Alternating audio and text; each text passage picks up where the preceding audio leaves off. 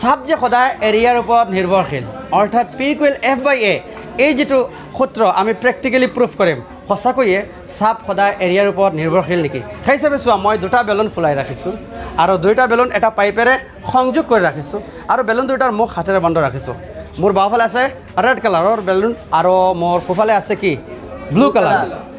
দুইটা বেলুন চোৱা সমান সাইজৰ নহয় বেলুন দুইটা সমান সাইজৰ হয়নে এটা ডাঙৰ আৰু এটা সৰু মানে এটাত বায়ু বেছি আছে আৰু এটাত বায়ু কম আছে দুইটা চোৱা পাইপেৰে সংযোগ কৰি ৰাখিছোঁ আৰু দুইটা বেলুনৰ মুখ মই হাতেৰে বন্ধ ৰাখিছোঁ আঙুলিৰে বন্ধ ৰাখিছোঁ এইবাৰ যদি মই হাত দুখন এৰি দিওঁ তেনেহ'লে কোনটোৰ পৰা কোনটোলৈ বায়ুৱে গতি কৰিব ৰেডটোৰ পৰা ব্লুটোলৈ নে ব্লুটোৰ পৰা ৰেডটোলৈ তোমালোকৰ কি আইডিয়া ব্লুটুথ পৰা ৰেডটোলৈ ব্লুটোৰ পৰা ৰেডটোলৈ ঠিক আছে আমি প্ৰেক্টিকেলি চাম Are you ready? Yes sir 3, 2, 1 দেখিছানে কি দেখিলা তোমালোকে ভাবিছিলা যে ব্লুটো বেছি ফ্লো আছিল গতিকে ব্লুটোৰ পৰা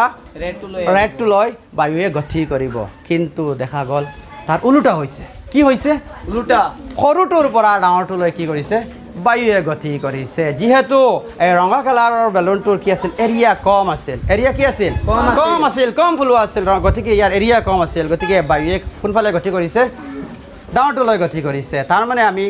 গম পাইছোঁ বা আমি জানো চাপ সদায় এৰিয়াৰ ওপৰত নিৰ্ভৰশীল চাপ সদায়